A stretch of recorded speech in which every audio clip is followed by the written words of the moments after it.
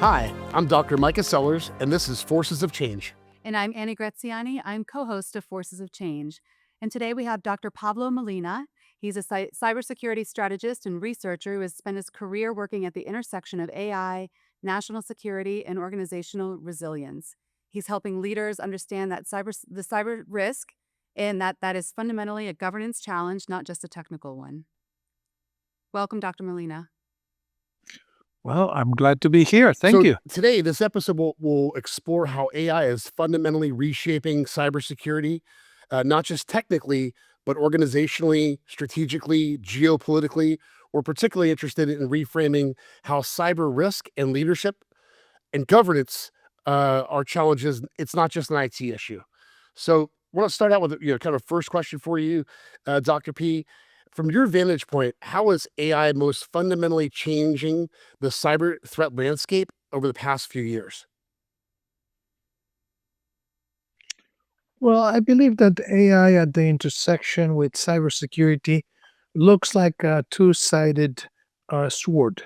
On the one hand, it's being used by the bad guys to really attack us better, to do a number of things that were very hard to do before. Things, for example, like doing reconnaissance of our systems, something that required a lot of effort and time, or doing things that require a lot of sophistication, like writing and crafting a good phishing message, which now can be done even better by the AI machines that some of my students or colleagues can craft those messages. And on the other hand, AI is giving us new tools as CIOs and CISOs to be able to defend our systems. For example, those email filters that never worked particularly well are beginning to work much better now because they are context driven. They see patterns that go beyond just individual words that were written before in those messages. Yeah, the technology's really kind of changed the landscape, both from a defensive and offensive perspective. I personally have seen, the iterations, right? Like when you get the emails and it looks like it's, LinkedIn or it looks like it's PayPal, have gotten much, much more sophisticated, and their ability to, you know, really in a very crafty way impersonate a legitimate company. And you used to be able to see those phishing emails. And it was quite obvious when you were looking at it, right? In terms of the URLs and the level of sophistication was relatively low, but it's getting so much better. And the progressive ability for the offensive side of the game, is it outpacing the defensive side? It's always outpacing the defensive side, and there are several reasons for this. Among them is that on the defensive side, you must have resources to adopt and deploy these technologies, and also you need to be able to comply with internal policy, privacy concerns, and regulations.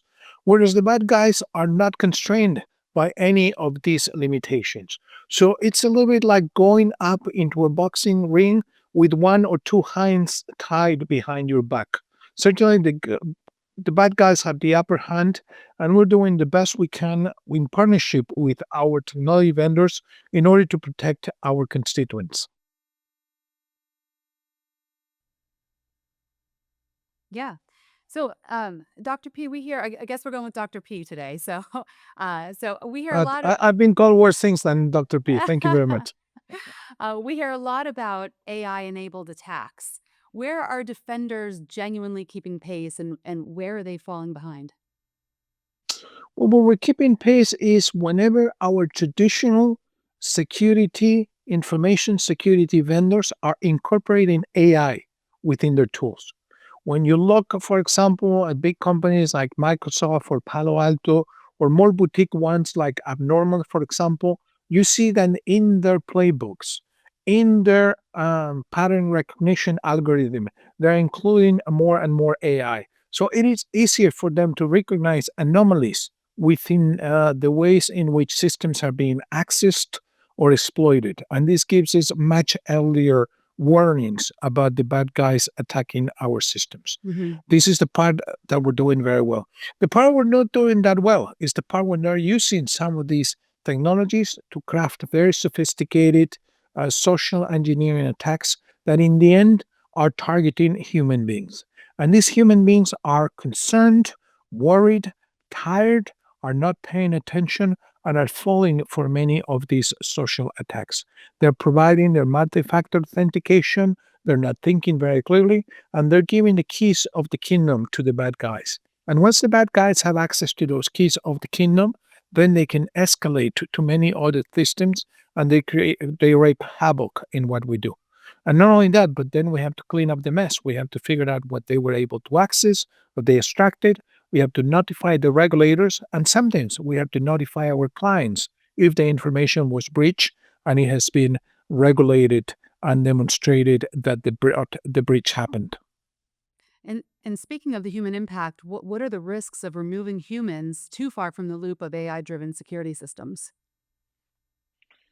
Once again, it would be wonderful to have the machines take care of machine problems. But in reality, because oftentimes we need critical thinking and creative thinking to solve not the mundane problems that repeat themselves all the time, but the really clever ones that are posed by hackers to us. Removing people altogether means that we could end up missing a large vector, an avenue of attacks. The really crafty adversaries, the ones that maybe are endorsed or driven by the mandates of nation states, those can find that automated systems are the best systems to crack because they will follow clear known patterns. And if they can figure out a way to circumvent those patterns, nobody will notice that. The world of cybersecurity history is full of examples in which a particular attack was discovered not because of the traditional machine controls, but because a clever analyst thought about something, found an anomaly that was unique, and then realized that that was a very unusual thing for that to happen. This was the case, for example, with a known case like Stuxnet, where somebody found, a German researcher found code in an industrial control system that seemed to be doing nothing there. That nothing led to the discovery of a Stuxnet, which happened to be one of the most fantastic and powerful cyber weapons that we've ever seen. You bring up an interesting point. But I love that kind of pull on the thread a little bit. Kind of the differences between non-state actors, right, who are committing cyber crimes, and state actors. And when you think about the impact of AI and cybersecurity, in particular, when it comes to state actors, what are you seeing as some of the bigger and broader challenges there? Because it seems like with AI, doing things like attacks on our infrastructure or attacks on our other critical systems could be simplified, using AI. Well, well, I keep thinking about the analogy that, for example, and this is not picking up on a particular country, but if, for example, a Japanese or let's say a North Korean destroyer were to bomb an REI warehouse in Seattle, of course, the U.S. immediately would act because it's an act of war. But if North Korean nation state hackers were to hack the entire system of REI, it's not clear what the United States would do in order to defend REI. Uh, for sure, the company first would rely on the private sector, on good partners like Mandiant and Google and Microsoft and many other to defend their systems. And then it's up to the US to decide whether they're going to retaliate in any way. But retaliation is not going to help REI recover those losses or deal with the reputation. Now, the tricky part here is the following. As you know, AI works in two ways. One of them is by using very clever algorithms that don't require a lot of technology behind them. And this is where you can use very powerful NVIDIA cards or even some other cards in order to power small computers to do this kind of work. But there's also the AI power where you get massive computing with these chips that is available to nation states. And when they can have these AI tools against companies and organizations that don't have any defenses, frankly, the word field is very uneven. One side has a major advantage over the other Yeah, it one. seems like, in terms of like the next battlefield, between countries, cyber's, right there at the top in terms of, all the potential threats to society, and AI is accelerating, that potential threat. What are you seeing in terms of, I'm sure you get briefs, as the chief information officer and chief information security officer, of a major university, you're seeing what's happening in the background, as it relates to policy, from a government perspective. What are you seeing in terms of changes at the policy level, for institutions, like Drexel or even private companies, directives coming from the government around, cyber and the advent of AI? Yeah. Well, regarding the first part of your question, I remember the words of General Petraeus, who basically told us one at Georgetown when he addressed the students there that we have rules of engagement for conflict in land, um, sea, air, space, but we don't have them in cyberspace. At least they're not very clear. And we need to craft those among nations, and we need to agree on those to avoid collateral damage. That would be the first one. The second one is an interesting one, which is things that are affecting the geopolitical theater also have an effect on different organizations. I was once giving a talk in Russia at the Internet Governance Forum in Moscow, and I was in a public debate. And as soon as the debate finished, which by the way, I won by popular vote of people in the audience, Russian people, and online in Russian, and somebody started hacking the systems of Georgetown University, where at the time I was CIO of some of the campuses.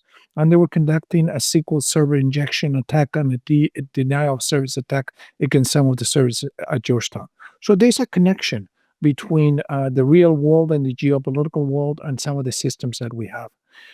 Particularly in universities, we're extremely concerned after being alerted, particularly by the federal government and the FBI, for example, about the risk that our intellectual property, that the money that is given to us to conduct research is not benefiting the public so much because there are other countries, it could be China, it could be others, nation states that are coming and they're stealing all of that intellectual property, either finished or in progress, from our systems. So these are things that we must consider as we do our jobs and we try to complete our missions of educating the next generation of knowledge workers, but also of generating knowledge, disseminating and preserving knowledge in the form of research.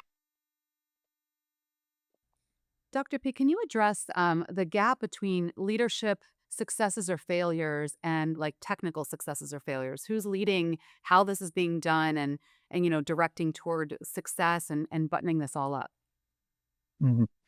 Well, I like to think I've seen this in my career, not only as a CISO, but also as a CIO, and I've had some of those roles occasionally. Right now, I'm an interim CIO.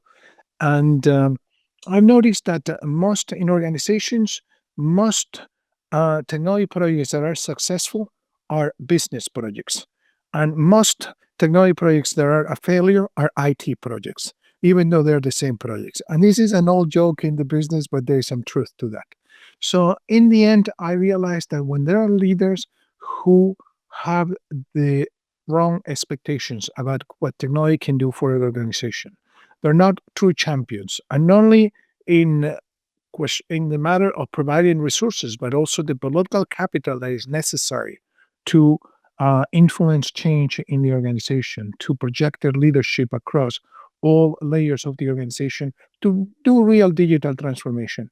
Those leaders who just think that IT will do things by itself just by buying a piece of software are the ones who usually experience a very poor performance. And oftentimes, because of that, sometimes they're ousted out of their organizations because they're unable to deliver to their board members and their stockholders the results that they're expecting of them.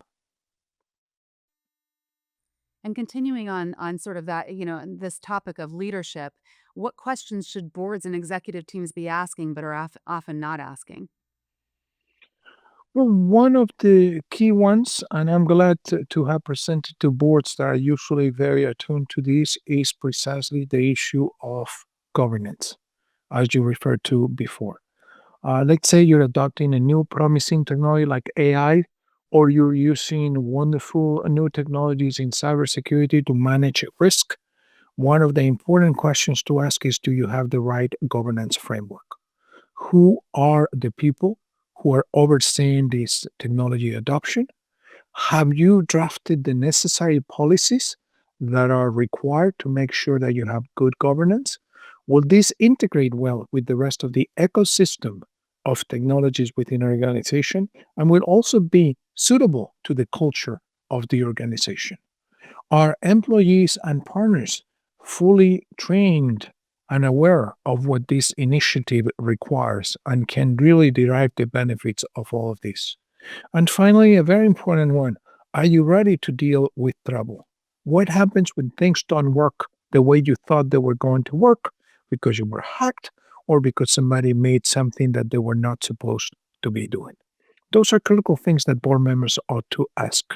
It has to do with the risk appetite, with the risk management, with the risk profile. And they have to ask those hard questions, and they have to ask not only the CIO and the CISO who usually present, but they must also ask the chief financial officer and the people from the privacy office and the general counsel's office.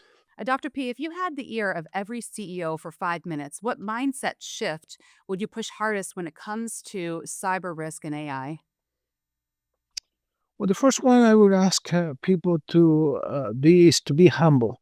Just because you've used ChatGPT twice, or you're using ChatGPT and Siri all the time in your phone, doesn't mean you're an expert in artificial intelligence. There are some opportunities, like generative AI is a lot of fun and can be used for a number of things, but it's hard to really derive economic value from that. And you have to figure out what is going to really maximize your stockholders' gains and satisfy your board members. So the first one is understand how AI could work and distinguish between several types of AI, like generative AI versus predictive AI, which is the one has incredible potential, and yet we haven't made as much progress as we could have made. Now, together with these wonderful technologies come the risks. And the risks come in many ways. A, risk because people may use these technologies in ways that were not intended. B, because these technologies may have flaws and not even the people who designed them know about these flaws. In cybersecurity, we talk about zero-day attacks that are not even known to the companies. In AI are all these problems that we did discuss about bias and hallucinations and things like that. And C, because the hackers will use any weakness they can find in these technologies in order to promote their agendas. So this is called living off the land. And the same way that hackers will use a poorly configured router or software like SolarWinds if they can penetrate it in order to steal your data or your money, the bad guys will use anything they can use in AI, your prompts, your intellectual property, any open doors that you may have left in order to try to get to your money or your information. And the risk here is the following: very few people truly know about artificial intelligence. This is like a pyramid. Most of us know a little bit at the bottom of the pyramid. We know how to configure a prompt and everything else. A few of us will know about different tools and compare them and know what engines are better and what companies do and what tools are better for each other. But once you go up there, understanding how these technologies could be fully protected, how can they be integrated into your business, then the expertise becomes much deeper, and the number of people who can do this kind of work is are fewer. And this is what oftentimes, in order to really get the benefit from this, you not only need to give a check to ChatGPT or OpenAI or Google or Microsoft, you need expertise. You need expert consultants who are going to help you adopt these technologies in the best possible way within your organization. And this is not the end of it. You also need very strong governance to make sure that these implementations go well. And you also need to understand that AI and cybersecurity, they both take a village.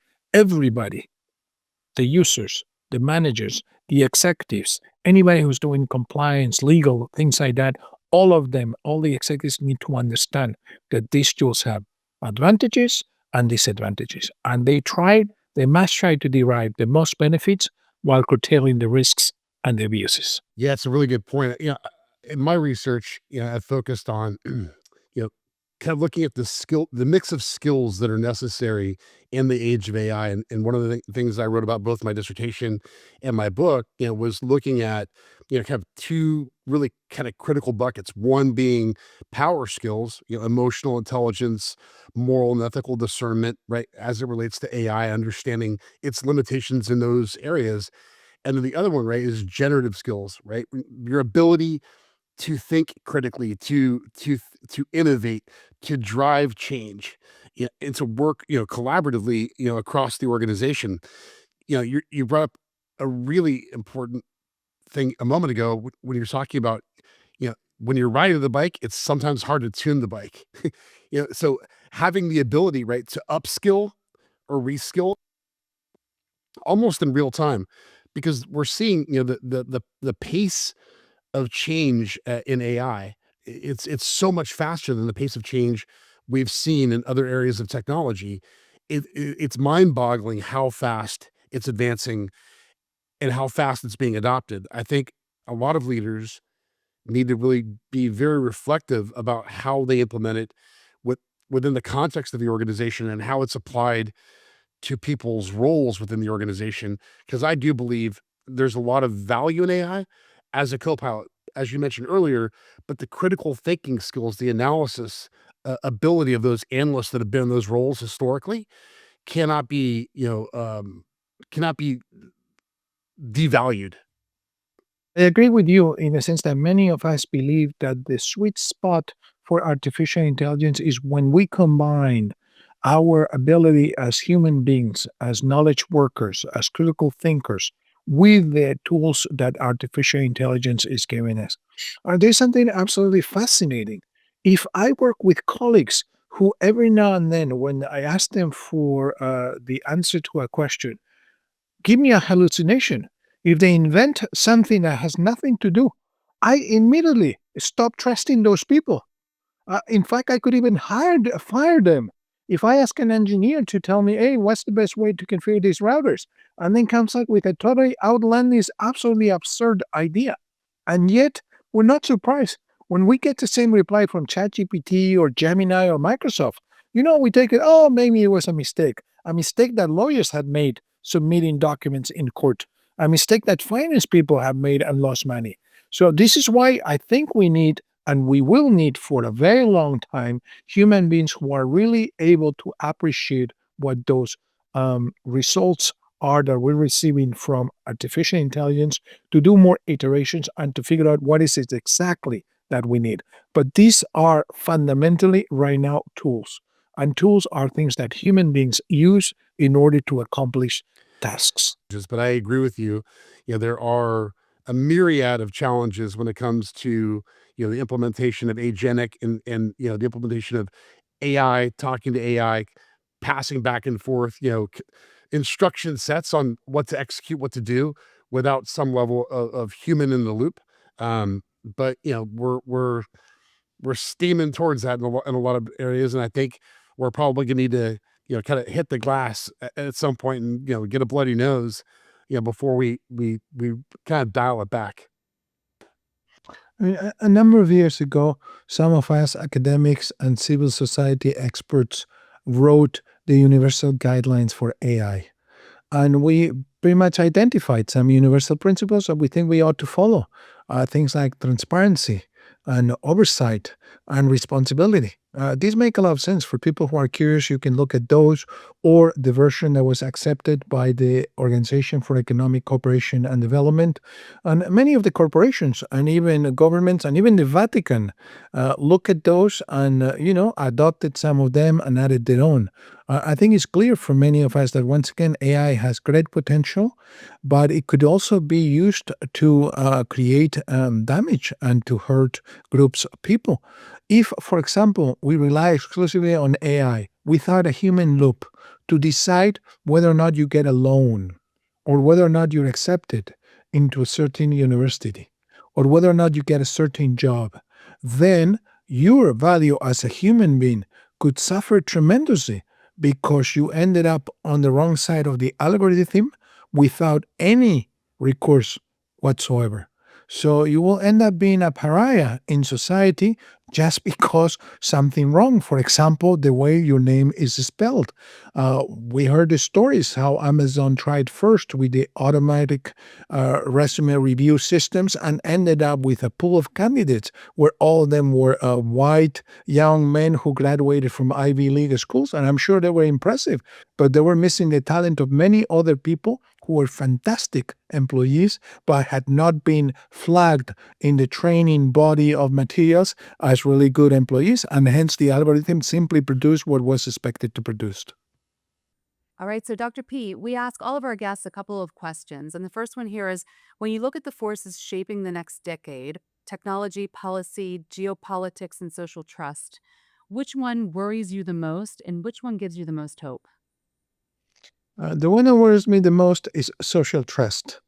And the reason for that is I see, for example, worldwide that we seem to be not really exercising our critical thinking, but trusting sources of authority less and less.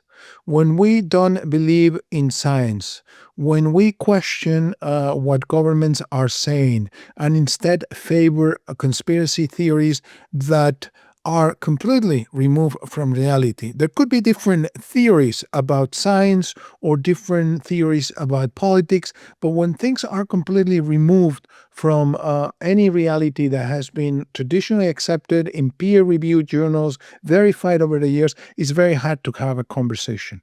And part of this is AI producing different results for different people. Part of this has been, for example, social networks offering different content to different people. For example, if uh, you and I have a discussion as to whether or not it was good for the US to land on the moon, the discussion could be, I think it was great because, we conquer a new frontier and we advance technology. And your counter argument could be, no, but we're polluting another planet and we used all that money that we could have used for education and other things. But if you end up not believing that we were ever in the moon, that was the end of the conversation. And hence, that is the problem of social trust. So somehow we need to figure out a way to label these images, this content that we're creating, so that people can exercise their critical thinking and figure out what are the good sources of information and hence put more trust of that information because you can't recreate the world every day when reading the news. Couldn't agree with you more, Dr. P. And we're seeing that in the use of AI, right? When you have AI impersonating people using deep fakes, getting into social echo chambers, accelerating the erosion of trust by, stirring the pot and disseminating information that is, baseless and wholly inaccurate. It's kind of frightening because a lot of people in those echo chambers may not even realize that they're interacting with an AI agent. And now they're so pervasive, not just on social platforms like Instagram and Facebook and TikTok, but we're even seeing that in professional channels like LinkedIn. So there's a lot of responsibility there. As you mentioned earlier, with great power comes great responsibility. And these organizations have created these amazing social channels that have a tremendous amount of potential for good that, now with AI in particular, accelerating the erosion of social trust. So I couldn't agree with you more. I would love to land on something a little hopeful too. So I know that social trust is very concerning. Is there anything in the forces of change that are sort of among us now that you have trust in or that you have hope for? Mhm.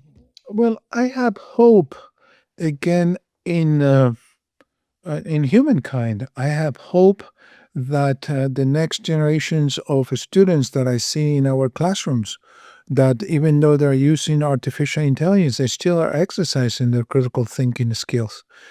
They want to figure out how the world ought to be in the future, and they're asking the hard questions about this.